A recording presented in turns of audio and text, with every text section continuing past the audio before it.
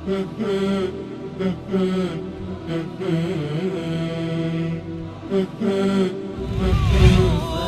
على الحسن العبقى فالورد تضوع واعتنقا حسن يا رب لنا الخلقا طهره فلا يحوي نزقا.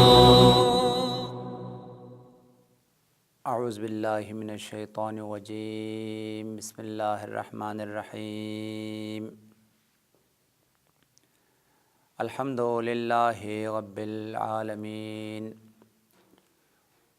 والصلاة والسلام علی حبیب قلوبنا وطبیب نفوسنا وشفیع ذنوبنا افضل الاولین واشرف الاخرین العبد المعیت الرسول المسدد المحمود الاحمد ابی القاسم محمد. اللہم صل علی محمد وآل محمد وعجل فرجهم واہل بیتہ الطیبین الطاہرین المعصومین المظلومین الغر المیامین الذین اذهب اللہ عنہم الرجس وطہرہم تطہیرا. اللہم صل علی محمد وآل محمد وعجل فرجهم. اما بعد فقد قال اللہ الحکیم. بسم اللہ الرحمن الرحیم. ان اللہ یحب التوابین ویحب المتطہرین. وقال رسول اللہ صلی اللہ علیہ وآلہ وسلم النظافۃ من الایمان والایمان فی الجنہ. مومنین کرام، آج آپ کی خدمت میں دین مقدس اسلام کی ایک انتہائی اہم موضوع کے بارے میں گفتگو کرنا ہے. اور دین مقدس اسلام نے اس موضوع کو بہت زیادہ اہمیت دی ہے اور بہت زیادہ اس چیز کی سفارش کی گئی ہے. وہ اہم ترین موضوع نظافت اور پاکیزگی ہے. آج ہمارا جو عنوان ہے، دین مقدس اسلام میں صفائی کی، نظافت کی اور پاکیزگی کی فضیلت اور اس کی تاکید. دین مقدس اسلام دین طہارت ہے، دین نظافت ہے اور پاکیزگی اور نظافت کا دین ہے. اس دین میں، اس شریعت میں بہت زیادہ صفائی کی تاکید کی گئی ہے اور صفائی کی، پاکیزگی کی، نظافت کی بہت زیادہ جو ہے وہ سفارش کی گئی ہے. روایات میں بھی بہت زیادہ صفائی کی تاکید ہے اور صفائی کی اجر و ثواب اور پاداش کو بیان کیا گیا ہے. اور وہ لوگ جو پاک و پاکیزہ ہے اور ہر لحاظ سے طہارت کے مالک ہے، نظافت کے مالک ہے، اور جن کے دل پاک ہے، جن کے بدن پاک ہے، جن کے لباس پاک ہے، جن کی فکر پاک ہے، وہ پاک و پاکیزہ لوگ ہیں. ان کی انتہائی عظیم مقام اور منزلت کو بیان کیا گیا ہے.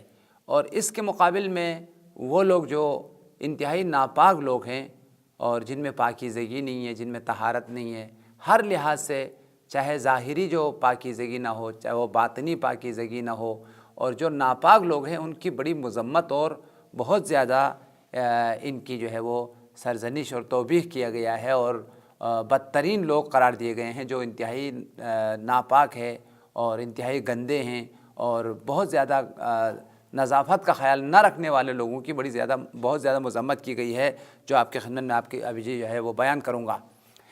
پاکیزہ لوگوں کی منزلت کو اور ان کی مقام اور ان کی جائے گاہ کو بیان کرتے ہوئے سورہ مبارکہ بقرہ کی آیت نمبر 222 میں ارشاد رب العزت ہے، ان اللہ یحب التوابین ویحب المتطہرین. بے شک خدا دو گروہ سے بہت زیادہ محبت کرتا ہے اور ان کو بہت زیادہ چاہتا ہے. ان اللہ یحب، خدا چاہتا ہے، خدا محبت کرتا ہے دو گروہوں کو. سب سے پہلا گروہ ان اللہ یحب التوابین، ان لوگوں کو خدا بہت پسند کرتا ہے، بہت چاہتا ہے جو ہمیشہ توبہ کرنے والے ہیں، اور توابین کا جو لفظ ہے وہ مبالغہ ہے، تواب کا جمع ہے اور خود تواب جو ہے وہ صیغہ مبالغہ ہے، بہت زیادہ توبہ کرنے والا۔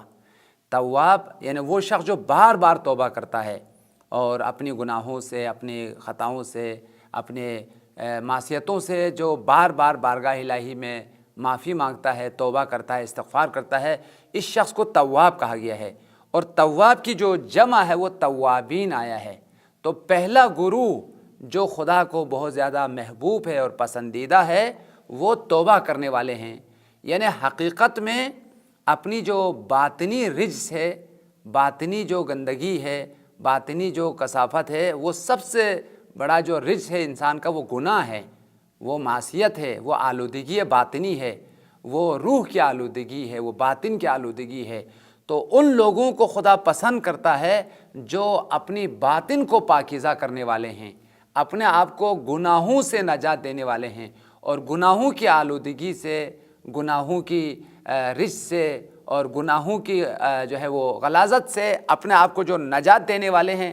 اولاً تو گناہ سے پرہیز کرتے ہیں، گناہ سے دور رہتے ہیں، لیکن معصوم تو نہیں ہیں، گناہ ہوتے ہیں، خطا ہوتے ہیں، اور بہت زیادہ غلطیاں جو ہو جاتی ہے، تو فوراً جو ہے وہ توبہ کر کے اپنی جو گناہوں کی جو آلودگی ہے اس کو ندامت کے آنسو سے اور توبہ اور استغفار کے ذریعے سے پاک کرتے ہیں، اس کو دھو ڈالتے ہیں۔ لہٰذا جو بار بار توبہ کرنے والے ہیں، اپنے خطاؤں کو یاد کر کے رونے والے ہیں، گڑ گڑانے والے ہیں، اس گروہ کو خدا جو ہے بہت زیادہ پسند کرتے ہیں، ان سے بہت زیادہ محبت کرتے ہیں۔ اس لیے ارشاد ہوا ان اللہ یحب التوابین، بے شک خدا بہت زیادہ محبت کرتا ہے ان لوگوں سے جو توبہ کرنے والے ہیں۔ دوسرا گروہ جو محبوب خدا ہے، خدا کے پسندیدہ لوگ ہیں، جن کا بڑا مقام اور منزلت ہے، وہ یحب المتطہرین، اللہ ان لوگوں کو بہت چاہتا ہے، المتطہرین جو پاک و پاکیزہ لوگ ہیں، جو ہر لحاظ سے طہارت کے مالک ہیں، پاکیزگی کے مالک ہیں، نظافت کے مالک ہے، اپنے آپ کو پاکیزہ جو رکھنے والے لوگ ہیں، ان کو اللہ تعالیٰ بہت چاہتا ہے، ان سے بہت زیادہ محبت کرتے ہیں۔ یہاں پر طہارت سے مراد کیا ہے کہ اللہ تعالیٰ نے فرمایا کہ پاکیزہ لوگوں کو اور صاف ستھرا لوگوں کو، طہارت رکھنے والے لوگوں کو خدا بہت چاہتا ہے، بہت پسند کرتا ہے۔ اس کی مصداق میں مفسرین نے، علماء اخلاق نے طہارت کی 4 قسمیں بیان کی ہے، اور یہ چاروں کے چاروں جو ہے وہ آیت کے ذیل میں شامل ہے۔ یہ طہارت رکھنے والے اللہ کے محبوب ہیں اور اللہ کے پاس ان کا بہت مقام اور منزلت ہے۔ طہارت کا جو 4 مراحل ہے اور 4 جو قسمیں ہیں، سب سے پہلا مرحلہ یہ ہے کہ اپنے آپ کو نجاست ظاہری سے پاک کرنا۔ نجاست ظاہری سے جو پاک کرنے والا انسان ہے وہ خدا کے پاس محبوب ہے اور خدا کو بہت زیادہ پسندیدہ ہے۔ جیسے مثال کے طور پر جو ہے وہ بدن نجس ہو گیا تو اس کو پاک کر لیا گیا، یا مثال کپڑے نجس ہے تو اس کو پاک کر لیا گیا، یا مثال کے طور پر خود وہ انسان رجس سے باطنی میں مبتلا ہو، جیسے کفر ہے، شرک ہے، نفاق ہے، یہ سب کے سب رجس سے باطنی ہے۔ کفر بھی نجاست ہے اور شرک بھی جو ہے وہ نجاست ہے، نفاق بھی باطنی جو ہے وہ نجاست و غلاظت ہے۔ تو توابین کا پہلا مصداق یہ ہے کہ وہ انسان جو اپنے آپ کو شرک سے نجات دیتا ہے، جو اپنے آپ کو کفر سے نجات دیتا ہے، جو اپنے آپ کو نفاق سے نجات دینے والا انسان ہے، اس شخص کو خدا جو ہے پسند کرتا ہے۔ لہذا طہارت کا سب سے پہلا مصداق نجاست سے اپنے آپ کو نجات دیتا ہے، اور وہ نجاست سے اپنے آپ کو پاک کرتا ہے، چاہے وہ نجاست ظاہری ہو، جیسے ہمارے رسالوں میں موجود ہے کہ پیشاب نجس ہے، خون نجس ہے، یہ ساری جو نجاستیں، ان سے جو ہے اپنے آپ کو پاک کرتا ہے، اور پیشاب کرنے کے بعد طہارت کرنا یہ بھی نجاست ظاہری ہے۔ تو یہ جتنے بھی ظاہری نجاستیں ہیں ان سے پاک کرنے والا یہ بھی متطہرین کا ایک مصداق ہے۔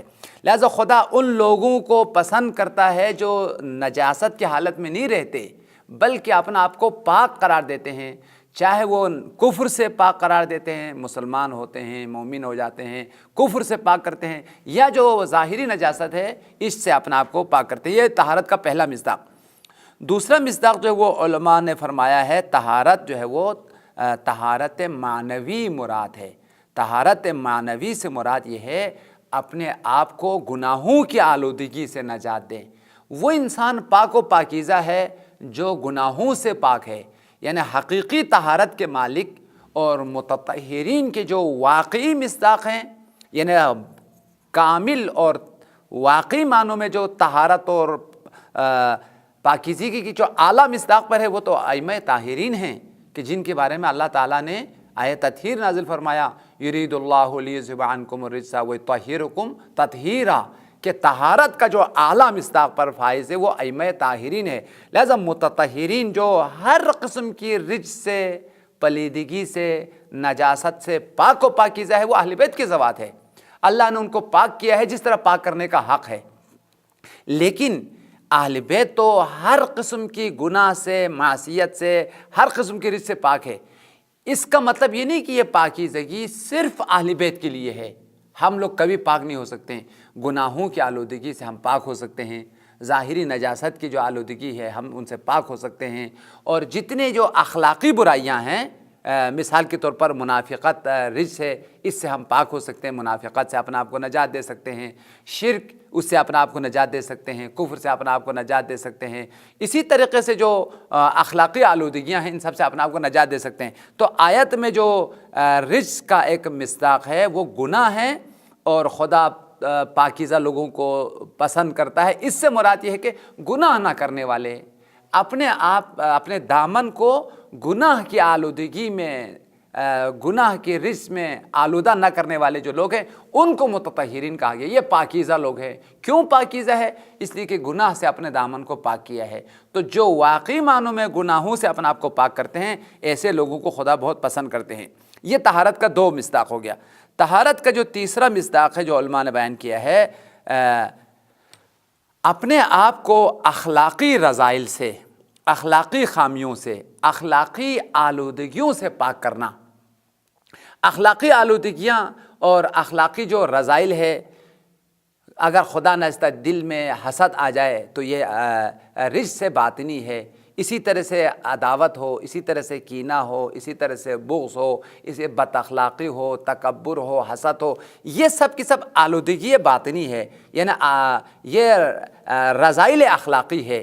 تو متطہرین سے مراد وہ لوگ ہیں جنہوں نے اپنے آپ کو اخلاقی خامیوں سے نجات دیا ہے، اخلاقی رذائل سے، اخلاقی جو آلودگیاں ہیں ان سے اپنے آپ کو پاک کیا ہے، یعنی حسد سے اپنے آپ کو پاک کیا ہے، اور تکبر سے اپنے آپ کو پاک کیا ہے، اور نفاق سے اپنے آپ کو پاک کیا ہے، ریا سے اپنے آپ کو پاک کیا ہے۔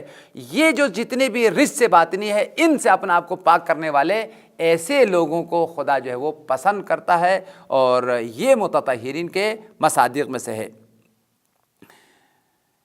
ایک اور اہم ترین طہارت کی جو مصداق ہے، اپنے فکر کو، اپنے سوچ کو پاک کرنا، اپنے خیال کو پاک کرنا، یعنی جب سوچیں، جب فکر کریں تو اس کی سوچ الہی ہو، اس کے سوچ خدائی ہو، وہ لوگوں کے بارے میں بہترین فکر رکھنے والا ہو، بہترین ارادہ رکھنے والا ہو، بہترین نیت رکھنے والا ہو، یہ پاکیزہ انسان ہے۔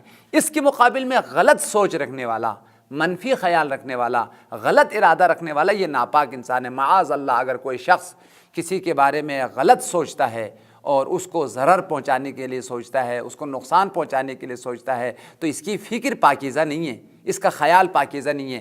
اس شخص کو پاکیزہ کہا جا سکتا ہے جس کی فکر الہی ہے، یعنی جس کی فکر میں واقعاً اخلاص ہے، یہ پاکیزہ انسان ہے۔ جس کی فکر میں خدا نہیں ہے، یا جس کی فکر میں نیک نیتی نہیں ہے، نیک ارادے نہیں ہے، غلط ارادہ رکھنے والے، غلط سوچ رکھنے والے لوگ بھی ایک رجس سے باطنی کے شکار ہے۔ لہذا طہارت کا جو چوتھا مصداق ہے، اپنی فکر کو پاک کرنا، اپنے خیال کو پاک کرنا، اپنی سوچ اور اپنے ارادوں کو پاک کرنا، نیک سوچنا، اچھا سوچنا اور خدائی فکر کرنا، یہ جو ہے وہ متطہرین کے مصادیق میں سے ہے۔ تو اللہ تعالیٰ نے اس آیت میں متطہرین کے بارے میں فرمایا کہ اللہ تعالیٰ پسند کرتا ہے پاکیزہ لوگوں کو۔ کس چیز سے پاکیزہ ہے؟ ایک، نجاست ظاہری سے پاکیزہ ہے۔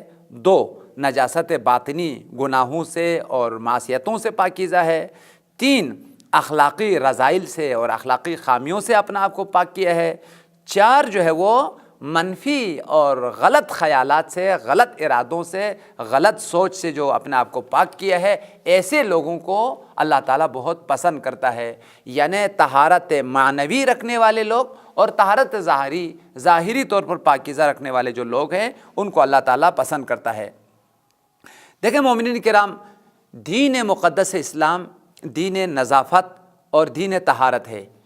ہر لحاظ سے اسلام نے پاکیزگی کی، نظافت کی تاکید کی ہے اور ہر چیز پر توجہ دی ہے۔ پاکیزگی کے حوالے سے بدن پر توجہ دی ہے کہ بدن کو پاکیزہ رکھو، بدن کو صاف ستھرا رکھو۔ اسی طریقے سے لباس پہ توجہ دی گیا ہے۔ انشاءاللہ میں آپ کے خدمت میں روایت بیان کروں گا۔ ہر چیز کے لیے روایت موجود ہے۔ لباس کو پاکیزہ رکھنے کے لیے روایت موجود ہے، بدن کو صاف ستھرا اور پاکیزہ رکھنے کے بارے میں روایات موجود ہے، اور اسی طریقے سے بالوں کو کنگھی لگاؤ، بالوں پر تیل لگاؤ، بالوں کو صاف ستھرا رکھو اور پاکیزہ اور انتہائی جو ہے نا زیبا طریقے سے بالوں کی نگہداری کرو، بالوں کا خیال رکھو۔ اور اسی طریقے سے جن چیزوں کی اسلام نے تاکید کی ہے، ایک دانت ہے، انسان کی دانت کی صفائی پر بھی اسلام نے بہت زیادہ توجہ دی ہے۔ اور حقیقت میں جو انسان کی زبان ہے، انسان کی جو دہان ہے، یہ اگر پاک ہو جائے تو بہت ساری بیماریوں سے جو ہے نا انسان محفوظ رہتا ہے، اور جتنی بھی بیماریاں ہیں وہ دہان کے ذریعے سے پیٹ میں چلی جاتی ہے اور بیماریاں جو ہے نا منتقل ہوتی ہیں۔ اس وجہ سے دین مقدس اسلام نے دانت کی صفائی کی بہت زیادہ تاکید کی ہے اور دانت کی صفائی کو بڑا عظیم عبادت قرار دیا ہے۔ چنانچہ دانتوں کی صفائی اور مسواک کی تاکید اور فضیلت کے حوالے سے بہت زیادہ روایات ہے۔ ایک روایت جو سرور کائنات ختمی مرتبت کا فرمان ہے، حضور صلی اللہ علیہ وسلم نے ارشاد فرمایا، اگر میری امت کے لیے مسواک لگانا اور ہر روز مسواک کرنا باعث مشقت اور باعث دشواری اگر نہ ہوتی تو میں ان پر واجب قرار دیتا ہر نماز سے پہلے مسواک کرو۔ چونکہ ہر نماز سے پہلے مسواک لگانا اور دانتوں کی صفائی کرنا باعث مشقت تھی، اس وجہ سے میں نے امت پر مستحب قرار دیا ہے، سنت قرار دیا ہے، واجب قرار نہیں دیا ہے۔ ایک اور روایت میں ہے، پیغمبر نے فرمایا، قال رسول اللہ ما زال جبریل یوصینی بالسواک حتی ظننت انہ سیجعلہ فریضۃ۔ جب بھی جبریل بارگاہ الہی سے میرے خدمت میں آئے خدا کا پیغام لے کر، حکم الہی لے کر، تو ہر وقت مجھے مسواک لگانے کی سفارش کی، دانتوں کی صفائی کی جو ہے نا وہ سفارش کی، یہاں تک کہ میں نے خیال کیا کہ مسواک لگانا شاید میری امت کے لیے واجب ہو جائے، شاید میرے امت کے لیے جو ہے نا وہ فریضہ ہو جائے۔ یہ پیغمبر کا فرمان ہے، ما زال جبریل یوصینی بالسواک، بار بار جبریل امین مجھے مسواک کی تاکید کرتے رہے اور مسواک کی سفارش کرتے رہے، حتی ظننت انہ سیجعلہ فریضۃ، یہاں تک کہ میں نے گمان کیا کہ مسواک اتنی ضروری چیز ہے، اتنی اہم چیز ہے کہ شاید میری امت پر پروردگار عالم اس کو فریضہ جو ہے وہ قرار دے دے۔ یعنی بار بار جبریل امین نے جو ہے وہ مسواک کی تاکید کی۔ ایک اور روایت میں ہے، حضرت صادق آل محمد کا فرمان ہے، مسواک میں 12 فائدے ہیں، 12 جو ہے انسان کے لیے اس مسواک میں خوبیاں ہیں، اور 12 جو ہے مسواک کی فضیلتیں ہیں، اور ہر ایک اپنے جگہ پر انتہائی اہمیت کے حامل ہے۔ اگر آپ مسواک کریں گے، ہر وقت دانتوں کی صفائی کریں گے، اور مسواک کرنے کے کئی مورد پر تاکید ہے۔ سونے سے پہلے جو ہے وہ مسواک کیا کرو، اور وضو کرنے سے پہلے مسواک کیا کرو، نماز پڑھنے سے پہلے مسواک کیا کرو، قرآن پاک پڑھنے سے پہلے مسواک کیا کرو، نماز جمعہ کے لیے جانے سے پہلے مسواک کیا کرو، اور اسی طریقے سے دعا کرنے سے پہلے مسواک کیا کرو، جب نیند سے اٹھے تو مسواک کرو۔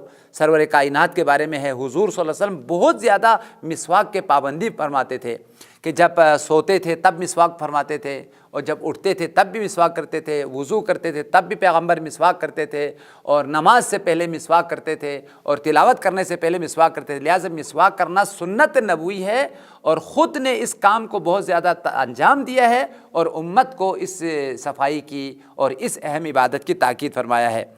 اور مسواک کے فوائد کو بیان کرتے ہوئے صادق آل محمد کا فرمان ہے، فی السواک اثنا عشرۃ خصلۃ، مسواک میں 12 فائدے ہیں۔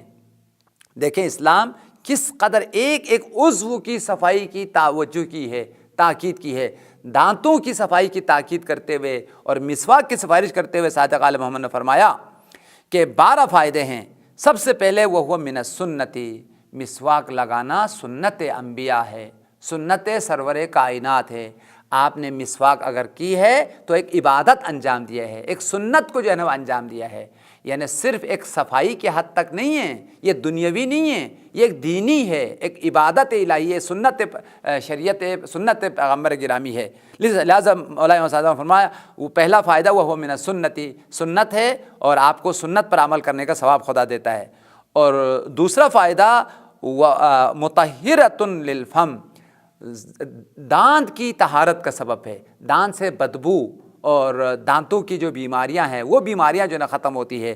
لہٰذا دانت کی طہارت اور ساتھ ساتھ منہ کی طہارت کا سبب ہے، منہ کی نظافت اور طہارت کا سبب ہے اور منہ کو پاکیزہ بنانے والی چیز ہے مسواک۔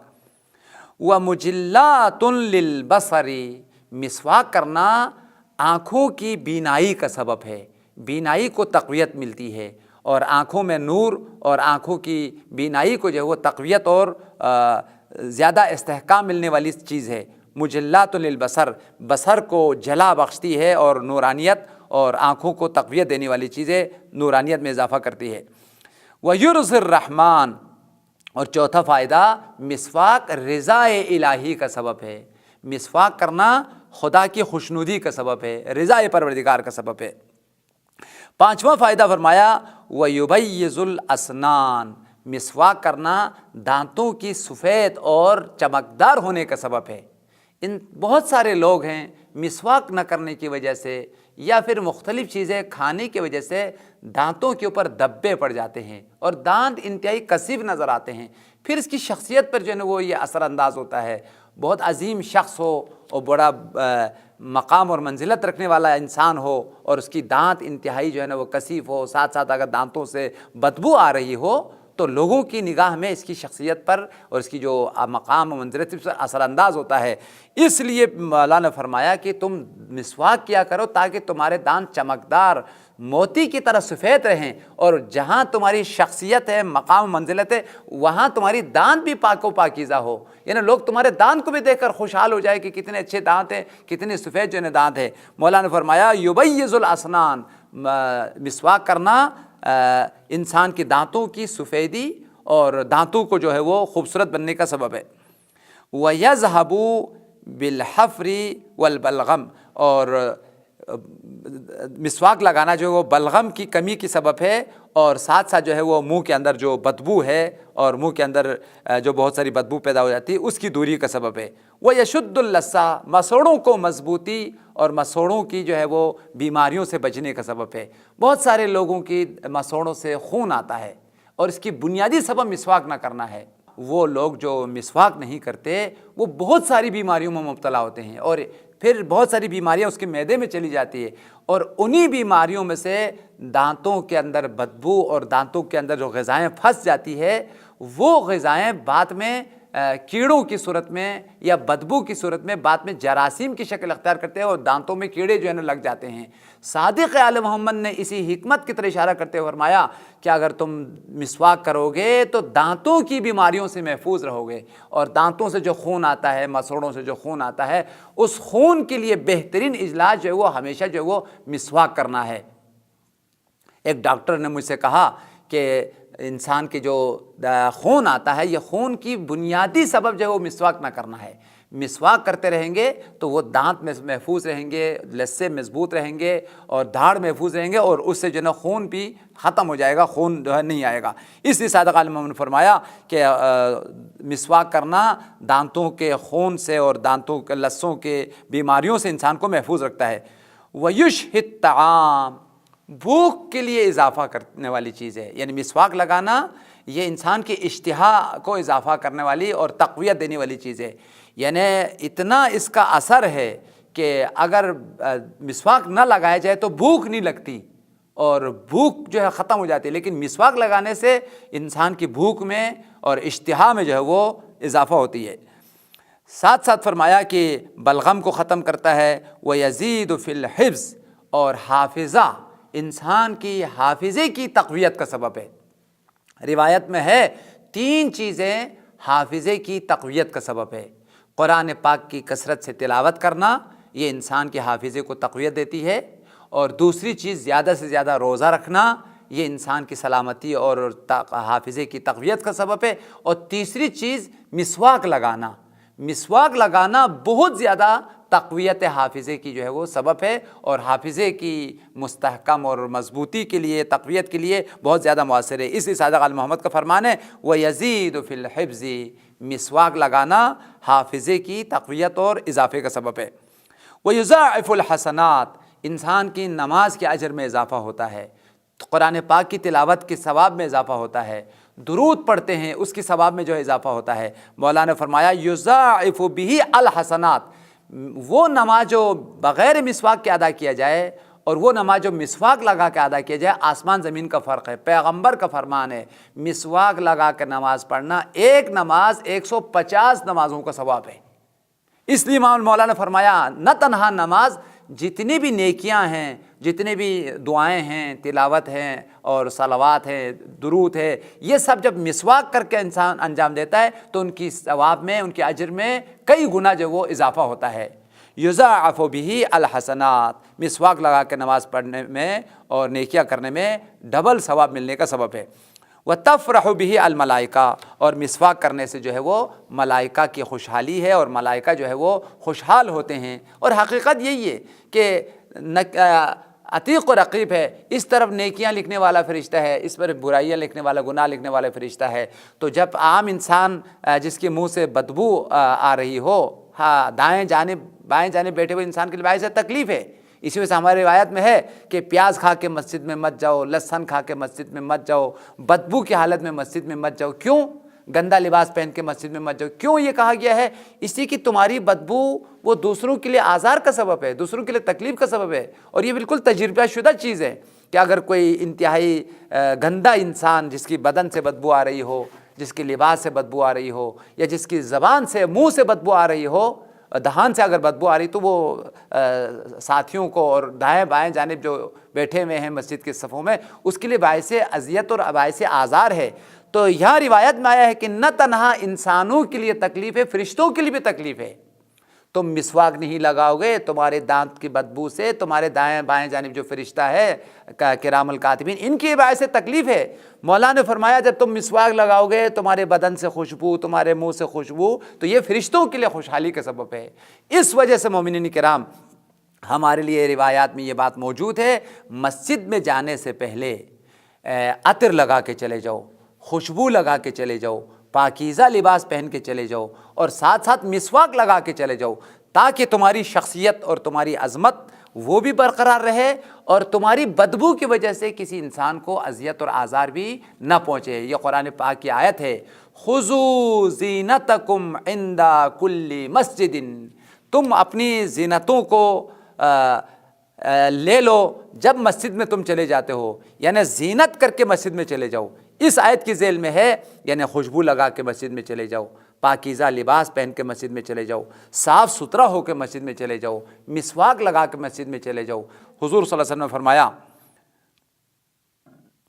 وَمَنْ اسْتَاكَ كُلَّ يَوْمٍ، وہ شخص جو ہر دن مسواک کرنے والا ہے، یعنی کبھی بھی مسواک ترک نہیں کرتا ہے، ہمیشہ جو ہے وہ مسواک کرنے والا ہے، فَلَا يَخْرُجُ مِنَ الدُّنْيَا حَتَّى يَرَى إِبْرَاهِيمَ فِي الْمَنَامِ، یہ شخص دنیا سے نہیں جائے گا مگر اللہ تعالیٰ اس شخص کو حضرت ابراہیم خلیل اللہ کی زیارت کرائے گا۔ وہ ہستی جو خلیل اللہ ہے، وَاتَّخَذَ اللَّهُ إِبْرَاهِيمَ خَلِيلًا، کہ سرور کائنات سے پہلے جتنے بھی انبیاء گزرے ہیں، تمام نبیوں کا سردار پیغمبر سے پہلے حضرت ابراہیم خلیل ہے۔ ابراہیم خلیل کی اللہ تعالیٰ زیارت کرائے گا اس شخص کو جو ہمیشہ مسواک کرنے والا ہے۔ یہ پہلی فضیلت۔ دوسری فضیلت فرمایا وَكَانَ يَوْمَ الْقِيَامَةِ فِي عِدَادِ الْأَنْبِيَاءِ، وہ انسان جو پاک و پاکیزہ ہے، صاف ستھرا انسان ہے اور ہمیشہ مسواک کرنے والا ہے، اس شخص کو اللہ تعالیٰ قیامت کے دن انبیاء کے ساتھ محشور کرے گا۔ وَقَضَى اللَّهُ تَعَالَى لَهُ كُلَّ حَاجَةٍ كَانَتْ لَهُ من امر الدنیا والآخرہ۔ اللہ تعالیٰ اس کی حاجت کو پورا فرماتا ہے، چاہے اس کی حاجت دنیاوی ہو تو دنیا میں اس کی حاجت کو خدا پورا کرتا ہے، چاہے اس کی حاجت اخروی ہو، جنت کی حاجت ہو، حور العین کی حاجت ہو، عظیم درجات کی حاجت ہو، اللہ تعالیٰ دنیا اور آخرت دونوں کی حاجت کو پورا کرتا ہے۔ وَيَكُونُ يَوْمَ الْقِيَامَةِ فِي ظِلِّ الْعَرْشِ يَوْمَ لَا ظِلَّ إِلَّا ظِلُّهُ، اور یہ شخص قیامت کے دن خدا کی سائے کے نیچے، رحمت کے سائے کے نیچے رہیں گے، عرش الہی کے نیچے، ذل الہی، رحمت الہی کے سائے میں اللہ تعالیٰ اس کو جگہ عطا کرے گا، اس دن جس دن خدا کی سائے رحمت کے علاوہ کوئی سایہ نہیں ہے۔ وَيَكُونُ فِي الْجَنَّةِ رفیق ابراہیم و رفیق جمیع الانبیاء، اور جنت میں قیامت کے دن یہ شخص جو ہمیشہ پاکیزگی اور نظافت اور ہمیشہ پاک اور صاف اور ستھرا رہنے والا انسان ہو، ہر روز جو ہے مسواک کرنے والا انسان ہو، اس شخص کو اللہ تعالیٰ حضرت ابراہیم کے ساتھ اور دیگر انبیاء کے ساتھ جو ہے وہ محشور کرے گا۔ مومنین کرام، یہ جو ہے آپ کی خدمت میں مسواک کے حوالے سے، اس کی مسواک کی فضیلت اور مسواک کے ثواب کے حوالے سے اور دانتوں کی صفائی کے حوالے سے جو ہے آپ کی خدمت میں عرض کیا، اور باقی جو اعضاء ہے، بدن کی صفائی ہے، لباس کی صفائی ہے، بالوں کی صفائی ہے، گھر کی صفائی ہے، دل کی صفائی ہے اور اخلاق کی پاکیزگی ہے، یہ انشاءاللہ آنے والے درس میں، آج کے درس کا خلاصہ یہ ہے، اپنے دل کو پاک کریں، اپنے بدن کو پاک کریں، اپنے لباس کو صاف و ستھرا رکھیں، اپنے گھر کو صاف و ستھرا رکھیں اور اپنے کردار کو پاکیزہ کریں اور اپنے دانتوں کی صفائی کا جو ہے نا وہ خیال رکھیں۔ اور جب بھی آپ کسی مجلس میں اگر جاتے ہیں، محفلوں میں، نماز جمعہ میں، مساجد میں نماز جماعت کے لیے آپ جاتے ہیں تو نہایت پاک و پاکیزہ ہو کر، صاف ستھرا لباس پہن کر اور عطر لگا کے اور ہر طرح سے پاکیزہ ہو کر جانے کی کوشش کریں، اور اس لیے کہ سرور کائنات کا فرمان ہے، النظافۃ من الایمان والایمان فی الجنہ، نظافت مومن کی علامت ہے، مومن کی پہچان ہے، مومن پاکیزہ ہے، مومن صاف و ستھرا ہے۔ نظافت مومن کی علامت ہے اور مومن کا مقام اور جائیگاہ جنت ہے۔ النظافہ من الایمان، نظافت ایمان کی پہچان ہے، ایمان کی شناخت میں سے ہے، اور وہ شخص جو صاحب ایمان ہے وہ جنت میں اس کی جگہ ہے، اس کا مقام ہے۔ امیدوار ہے آپ ان روایات پر توجہ کرتے ہوئے اور ہمیشہ پاکیزگی، صفائی اور نظافت کا جو ہے وہ آپ خیال رکھیں گے، تاکہ یہ عظیم مقام اور منزلت کو آپ پا سکیں اور آپ پاکیزہ لوگوں میں سے، اور ان اللہ یحب التوابین و یحب المتطہرین کی مصداق بننے کی جو ہے وہ انشاءاللہ اللہ آپ کو توفیق عطا کرے۔ خدا یا پروردگار، تیری آیات پر، تیرے دستور پر عمل کرتے ہوئے ہمیں توبہ کرنے کی اور طہارت، ہر لحاظ سے طہارت ظاہری، طہارت باطنی حاصل کرنے کی توفیق عطا فرما۔ خدایا توابین میں سے، متطہرین میں سے شامل ہونے کی، ان کی مصادیق میں سے بننے کی توفیق عطا فرما۔ خدایا ہمیں گناہوں کی آلودگی سے اور اخلاقی آلودگیوں سے، اخلاقی خامیوں سے اور ظاہری جو آلودگیاں ہیں، ان تمام سب سے پاک و پاکیزہ ہو کر خدایا تیرے انبیاء کے ساتھ، تیرے اولیاء کے ساتھ، محمد و آل محمد کے ساتھ معشور ہونے کی توفیق عطا فرما۔ خدا بندہ پروردگار، ہمارے دل کو کبر سے، نفاق سے، ریا سے اور ہر قسم کی آلودگی سے ہماری دلوں کو طہارت اور پاکیزگی عطا فرما۔ امام زمانہ کے ظہور میں تعجیل فرما، ہمیں ان کے اصحاب اور انصار میں شامل فرما۔ ربنا تقبل منا بجاہ محمد وآل طیبین الطاہرین، اللہم صلی علی محمد وآل محمد وعجل فرجهم۔